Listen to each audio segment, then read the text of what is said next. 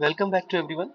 हम आपके लिए लेके आए हैं कि 71st बीपीएससी में अगर आपको प्रीलिम्स क्लियर करना है तो आपको कितने क्वेश्चन सही करने चाहिए, कि आप अपने मॉक में कितने क्वेश्चन सही करें या फिर आप एग्जामिनेशन हॉल में कितने क्वेश्चंस का टारगेट करें कि आपका प्रीलिम्स में सिलेक्शन हो जाए।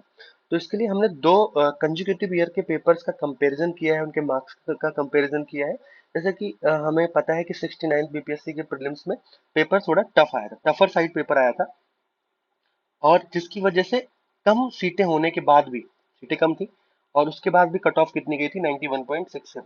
It was in this year, ये एक्सपेक्टेड था कि कट ऑफ कम जाएगी, बट कट ऑफ 91 के अप्रॉक्स थी।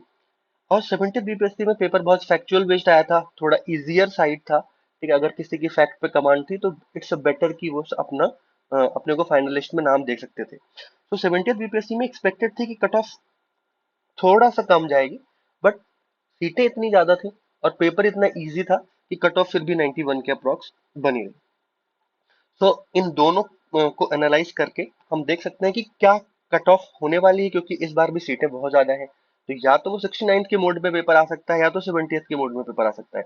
और अगर इन दोनों के मोड में भी किसी भी तरीके से पेपर आए तो हमें किस लिए तैयार होना चाहिए, हम कितना क्वेश्चन टारगेट करके जाए और हमें कितना क्वेश्चन अपने मॉक में यहाँ सही करना चाहिए जिससे कि वहां पे हम कर सके।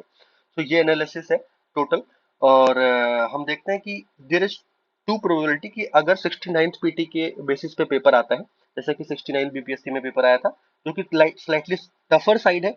अगर 69 बीपीएससी में पेपर आता है तो आपको ये प्रिपेयर रहना चाहिए कि जैसे कि उस साल साइंस एंड टेक के क्वेश्चंस बहुत ज्यादा आए थे, तो आपको साइंस एंड टेक प्रिपेयर करके रखना है।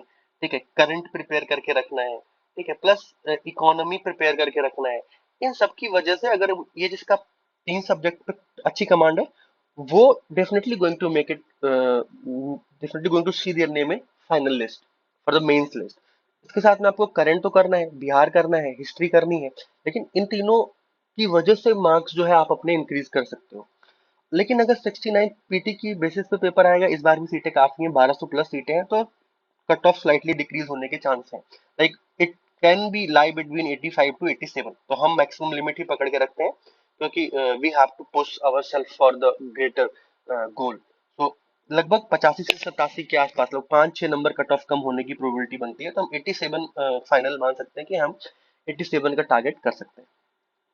लेकिन अगर प्रीलिम्स पेपर 70th पीटी की तरह आ जाता है, ठीक है, तो इस बार भी सीटें काफी ज्यादा हैं। देर इज प्योर प्रोबेबिलिटी की कट ऑफ थोड़ी सी इंक्रीज हो सकती है, क्योंकि 20th से तो कम है, सॉरी 70th से तो सीटें थोड़ी सी कम है, पर बहुत ज्यादा इंक्रीज नहीं करने वाली है, 2-3 नंबर का डिफरेंस होगा, या it can B that again 91 हो सकती है।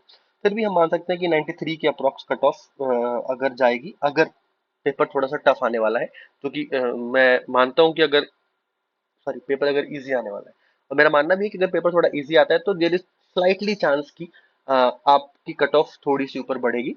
और उसके लिए आपको प्रिपेयर होना चाहिए, फैक्ट्स पे कमांड होनी चाहिए जिससे कि आप कैचअप कर सकें। तो अगर हम मोटे मोटे तौर पे देखें, अगर हम ब्रॉड तौर पे देखें, तो कट ऑफ 87 टू 93 डिपेंड करता है कि अगर टफ साइड आता है तो 87, इससे कम तो नहीं ही होगा, और अगर इजी साइड आता है तो 93, इससे ज्यादा भी कट ऑफ नहीं जाएगी। तो अगर इतनी कट ऑफ हमें पता है कि हम 87 टू 93 के बीच में हमें लाई करना है, तो हमें कितने क्वेश्चंस को एग्जामिनेशन हॉल में और मॉक में, आप मॉक में प्रैक्टिस करेंगे तभी आप आगे जाके अपने पेपर को करने वाले हैं, एग्जामिनेशन हॉल में बेटर परफॉर्म करने वाले हैं। तो आप अभी क्या टारगेट करें और तब के लिए क्या टारगेट रखें।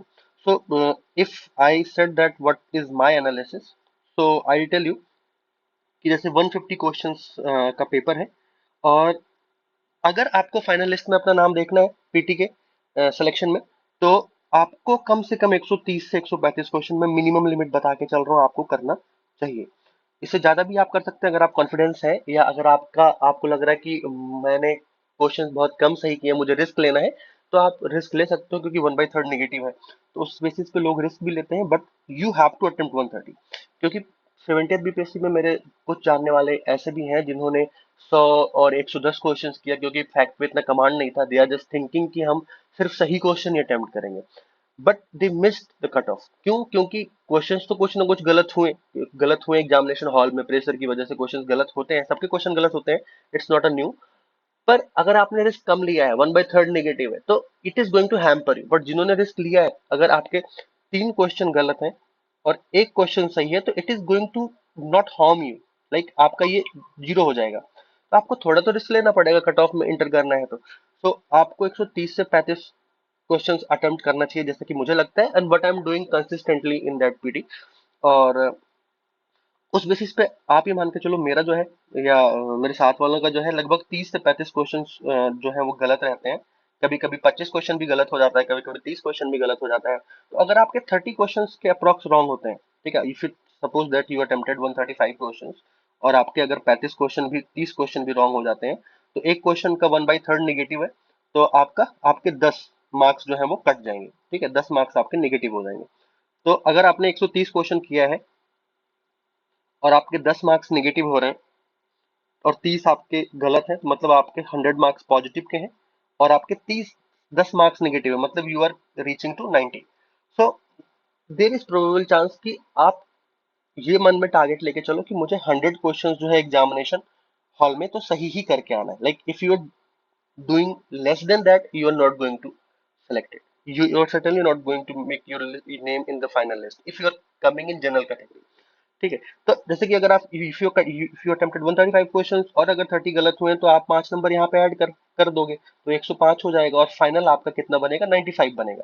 So it is if and but, कि अगर आपको लग रहा है इजी है, यू अटेम्प्टेड 135 और आपके 30 गलत है, 105 सही है, देन आपका 95 नंबर आ रहा है।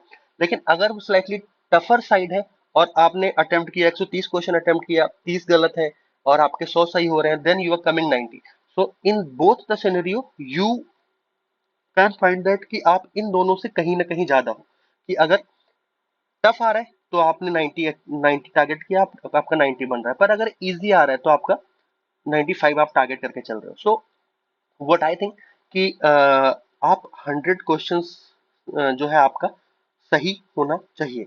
आप हो सकता है कि आपका कमांड साइंस में हो या मैथ्स में हो या पॉलिटी में हो, ठीक है, तो आप उस हिसाब से टारगेट कर सकते हो। यू कैन मेक टारगेट की, ऐसा नहीं है कि आप हर सेक्शन में बराबर क्वेश्चन सही करोगे। जो आपका स्ट्रॉन्ग जोन है उस पर आप थोड़ी ज्यादा मेहनत करो कि उसमें आप ज्यादा से ज्यादा सही कर सको।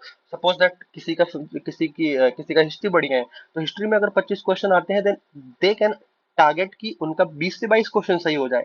और अगर suppose that on the same time किसी का साइंस अच्छा है, तो वो साइंस में टारगेट कर सकता है कि उसके 20 से 25 क्वेश्चन सही हो जाए, 20 से 22 क्वेश्चन सही हो जाए, बाकी में वो कॉम्प्रोमाइज कर लेगा, बाकी में वो कवर अप कर लेगा। ठीक है, so this is my pure analysis. और अगर मैं इसी को अगर अनरिजर्व फीमेल के लिए देखेंगे, देन आप 10 नंबर कम कर दो कि आपके तो 90 से 95 क्वेश्चन आप टारगेट कर सकते हो, ईडब्ल्यूएस में है, तो यहाँ पे भी आप 95 क्वेश्चन टारगेट करोगे सही, तो ही आप अपने को फाइनल लिस्ट में देखने वाले हो।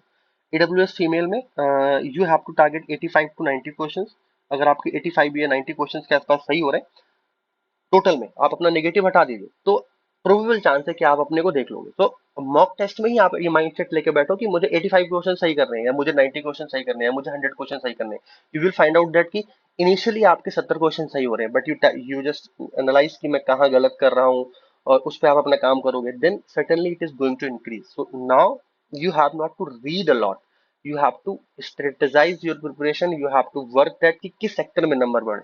ठीक है, एससी के लिए वहीं आपको 80 टू 85 अगर आप टारगेट करोगे, ठीक है, तो आपका डेफिनेटली हो जाएगा। और ऐसे ही कट ऑफ नीचे बढ़ती रहेगी। ऐसी फीमेल के लिए अगर हम देखेंगे तो आपको 70 क्वेश्चन ही सही करने हैं टोटल। तो ऐसे अगर आप अपने को प्लान करोगे, अपने प्रिपरेशन को प्लान करोगे, अभी टाइम है स्ट्रेटेजी बनाने का कि किस सेक्शन में नंबर बढ़ाएं, हम कितने अटेम्प्ट करें। तो these things you have to practice now, कि फाइनल अटेम्प्ट में आप रिस्क ना लो, आपको दिखे कि मेरी स्ट्रेटजी थी, मैंने पहले अटेम्प्ट में 70 क्वेश्चन किए, then definitely they are going to true. अभी मुझे कितने 20 क्वेश्चंस बढ़ाने हैं या 30 क्वेश्चन बढ़ाने हैं, 15 क्वेश्चन बढ़ाने, now I have to do. So these things has been done in this stage. So from my analysis and what I have learn these exams, कि आपकी कट ऑफ कहीं ना कहीं 87 टू 93 रहने वाली है। +2 -2 मार्क्स ऊपर नीचे हो सकता है, टफर और इजियर साइड में। आप अभी कम से कम 10 से 15 मॉक लगाओ, और हर मॉक में आपका यही टारगेट हो कि मैं कैसे 87 प्लस सही कर सकूं, या 93 प्लस सही कर सकूं, जिससे कि आपके फाइनल प्रिपरेशन में कोई प्रॉब्लम ना हो। अभी तक बने रहने के लिए बहुत बहुत धन्यवाद। और इसको आप सब्सक्राइब करें, लाइक करें, और जैसे कि हम अगली भी वीडियो लेके आएंगे कि किस सेक्शन में आपको क्या पढ़ना चाहिए। जैसे कि 4 सेक्शन है, आपका हिस्ट्री है, साइंस है, मैथ है, करंट है, और उसके साथ में एक सब्जेक्ट और है। उन इन सेक्शंस में हम किस 10-10 टॉपिक्स को कर लें कि आपके मार्क्स बढ़ने वाले हैं, then we are definitely going to come bring for all of you. So thank you for watching. Subscribe करना मत भूलें, your subscribe helps a lot. Thank you very much.